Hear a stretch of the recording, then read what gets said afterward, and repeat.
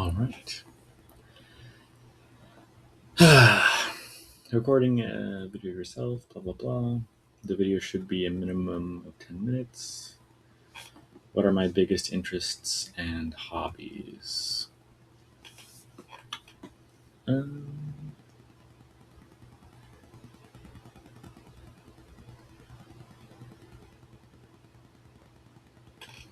personality is a hobby of mine. Computers, like code, music, composing, producing music, mm, biology, evolution. There's a lot of hobbies. The biggest one might be kind of like self exploration, like uh, kind of trying to kind of grow who I am as a person. So, like, I think the biggest thing with that is trying to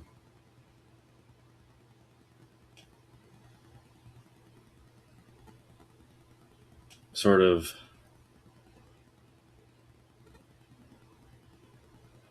uh,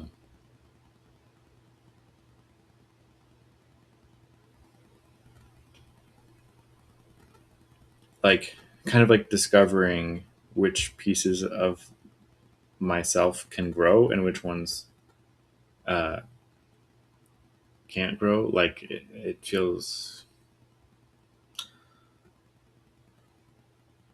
and also discovering pieces of myself in other people, and then kind of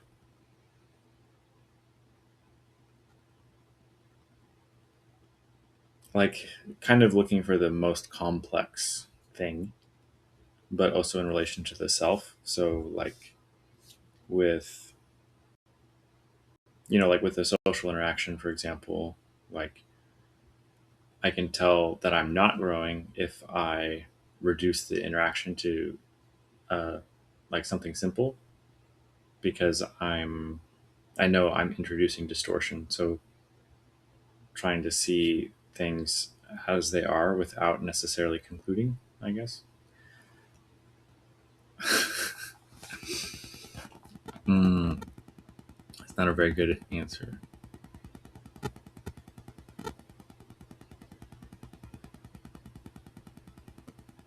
I'm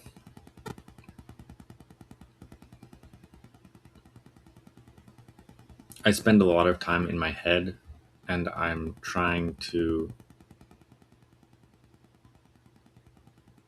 connect with other things that are built in heads. So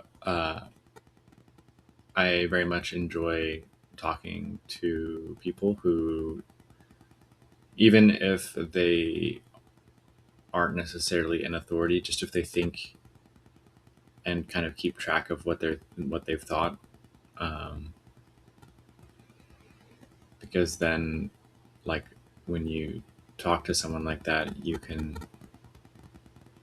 kind of add it to what you've thought. And some books or some writing or even podcasts are also like this, but it's tricky to find. It feels like the good quality content is kind of hard to find, um, or even the quality people. Um, and then, like, to summarize, like, all my hobbies, to put all my hobbies together into one, it's kind of like a flow where, like, I'll experience something or perceive something or I'll think something or imagine something that is inspiring. So I'll encounter inspiration. And then once I have that inspiration, it's about growing and developing that inspiration in a way where I don't hit roadblocks, because I find that there's always, there's an action, and then it kind of hits a wall and it stops. And if I look at my life from a bird's eye view, I see a huge number of things started and then walls get hit and they just kind of stop. And so there's tons of started projects, but very not as many finished projects. But it's very satisfying for me when I look back and I see finished projects. So a lot of my life right now is about finishing things. And that means working on my process because at the end of the day, I tend to work on things while I feel inspired to. And then when I lose inspiration on one thing, it's not typically like a loss of inspiration. It's typically that something else catches my eye. And then I'm on that new thing and the old one just kind of gets left. So a lot of a lot of what I've been doing lately is trying to develop more of a willpower and more of a routine around what I do. But that's hard because when I choose one, I'm also saying no to everything else. So, I mean, that kind of makes my main hobby the hobby of hobbies, which is uh, trying to increase sort of my mental throughput and prevent these roadblocks. Because that's basically, it's like I'm running up against the monkey that I inhabit, where it's like, okay, uh, messed up my sleep, so now I can't do things, or I skipped a meal, and now I don't have the energy I need. So that side has been like I'm taking care of the monkey on one side, but on the other side, it's um, trying to augment my own workflows as much as I can and automate things. And that's something I've always loved is the idea of automation. Like um, I always used to think about how sort of everyday objects might work, like a coffee maker, and just be like, I wonder how that works, and just think about it. Um, because I think it's really cool to decrease the number of steps that have to be taken to create something, like to make it easier. And the reason I think that's cool is because then, uh, on the one hand, you create more time for yourself, but on the other, you increase the complexity of the products or outputs that you can make. And that's kind of what I'm after. Uh, if I could have a dream or anything come true, it would be amazing if I could um, sort of either expand my own consciousness so that I am sort of in a machine as well as my own body, uh, or build a consciousness from scratch, um, and then sort of be the one that lets it out into the world. That's kind of what I've been interested in the last 6, 7 years or so. Um, because then that can do everything, like all of my any sort of product that I have can be continued by that. Yeah. Do I see myself as an assertive person? No, I'm not assertive. I am determined and I'm stubborn with how I think about the world, but I'm not assertive in that I don't naturally put pressure on people. So, no, I'm not really assertive, but I am stubborn. And I am, well, I'm not really stubborn, honestly. Like what I just did, I just changed my mind. That's me. Um, but I do have a pretty solid worldview, which can look assertive. What's my best and worst quality? My worst quality is probably that I avoid conflict. I'm conflict avoidant. I don't like conflict, at least in terms of emotionally charged conflict. I've been learning that um, that conflict is a major driver of a lot of improvements in the world, and finding that my default impulse of conflict bad is actually causing worse things than if I just have the conflict. And then it's really cool when I have that conflict and I notice, oh, things are better after that conflict. Like that conflict was really hard and difficult, and I felt, uh, scared of what would happen, but the result was something good. So that's been really cool to see. What is your ideal place to live in the world? I would love to live in a camper van and just work on my projects and visit friends and um, hang out with people. What is your biggest pet peeve? When people say stupid things, it annoys me a lot. It's probably the biggest one. Like when they say something uneducated or something wrong about something that I know a lot about, that is very frustrating. Um, and I just want them to feel shame about that. I want them to feel ashamed of and embarrassed by um, like how stupid they were, basically. And it's actually annoying because people very rarely actually see that they're stupid. So um, yeah, that could be back to my worst quality is wanting people to feel how stupid they are.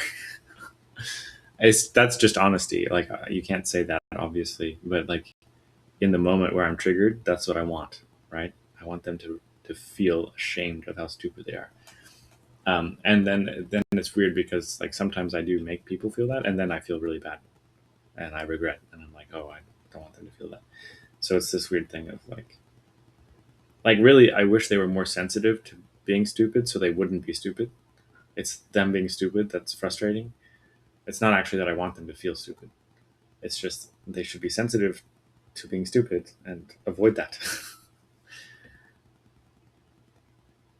What are my greatest life goals? I mean, I would love to have financial independence and have uh, be my own sort of, I don't know. I would love to have some kind of a business, and then not have to work, basically, not have to work for somebody, at least to be able to work for myself, and to support myself on my own. I would love that. Um, yeah. What's the most stressful time in your life? Oh.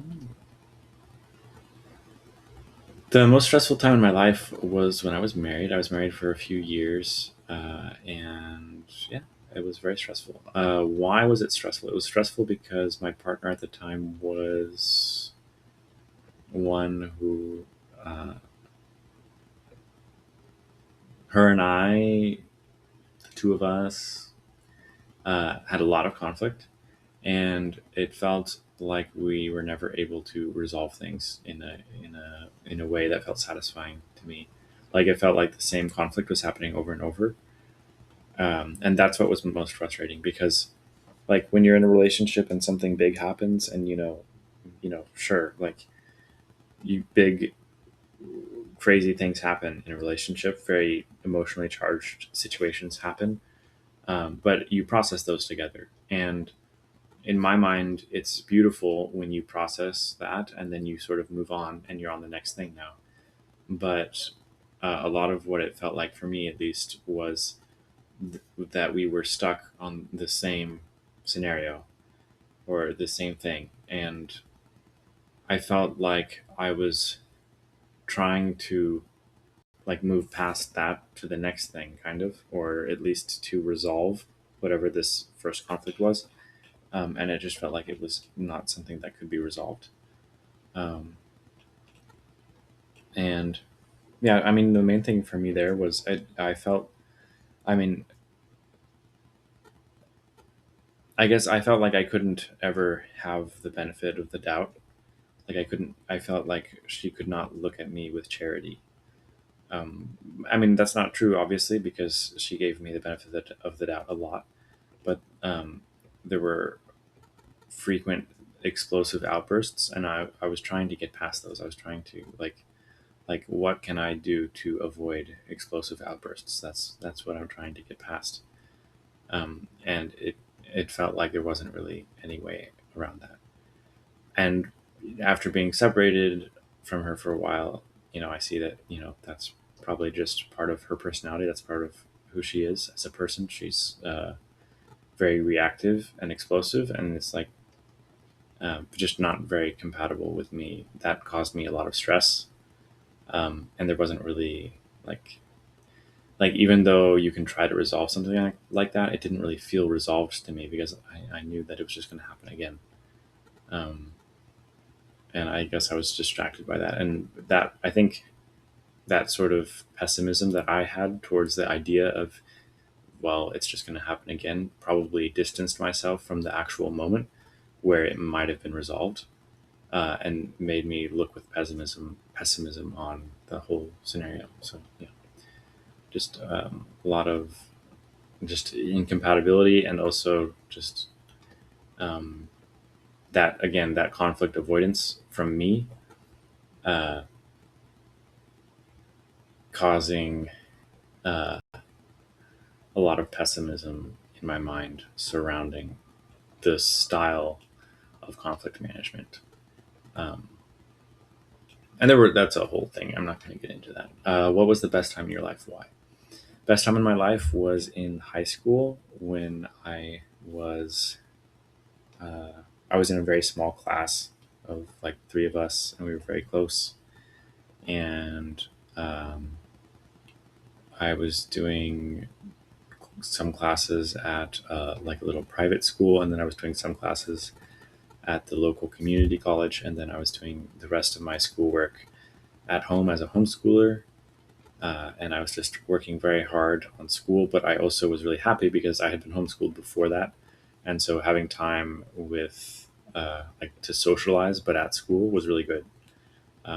It was actually almost like the best type of socialization because uh, I enjoy learning and I enjoy school in general. Uh, if there's something to learn, I don't enjoy school where it's like there's nothing to learn. Like I went to college for a couple years at a conservatory, and I didn't really enjoy that because the particular take on art at that school was very much like um, like that you decide what is beautiful and what isn't, which is true, but at the same time, there's exercise and structure to education that is important. And it's hard to just like you just have a class where you're just supposed to create something, and then it's like, well, but there's nothing to actually learn here. Like, I need to learn things. Like, I need something that's difficult that I can chew on, that I can figure out.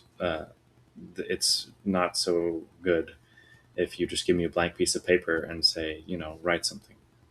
Um, it's better to give me a problem to solve, I guess, or something complicated or difficult to understand, and then that that gets my energy going better. But what was great about this was that in high school, I was able to socialize in a scholastic environment, and that was great because